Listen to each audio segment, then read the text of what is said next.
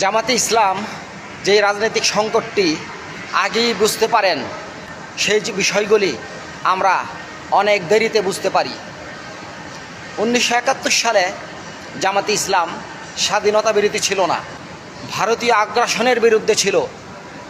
আজকে আমরা এই ভারতীয় আগ্রাসনকে বুঝতে পেরেছি, ভারতীয় আগ্রাসন কাকে বলে। ঠিক তেমনি অল্প কিছুদিন আগে রাষ্ট্রপতি এবং সেনাবাহিনীর প্রধানের অপসারণ চেয়েছিলেন।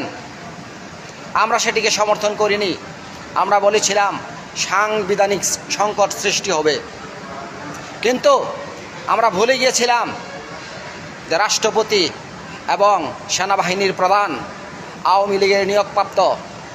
রাষ্ট্রপতি এবং সেনাবাহিনী মিলে মার্শালও জারি করতে পারে। দেশে অনেক কিছু করার মতো ক্ষমতা তারা রাখেন। জামাত ইসলাম যেটি আগে বুঝে, আমরা সেটি বুঝতে দেরি করে ফেলি। আজকে সরকারকে বাধ্য হয়ে সেনানিবাসে অস্থায়ী কারাগার করার ঘোষণা দিতে হয়েছে। সেটি কারাগার হবে না, সেটি হবে আদর যত্ন আর ভালোবাসার ঘর। ঠান্ডা এসির বাতাস হবে, ইন্টারনেট থাকবে, টেলিফোন থাকবে। সেটি সম্পূর্ণ সেনাবাহিনীর নিয়ন্ত্রণে এবং সেনাবাহিনীর আয়ত্তে থাকবে। অতএব সেখানে কি হবে, কি অবস্থায় তারা থাকবে, সেটি আমরা হয়তো জানবো না। বিচার প্রক্রিয়া কি হয় শেষ পর্যন্ত হয়তো দেখলে আমরা বুঝতে পারবো।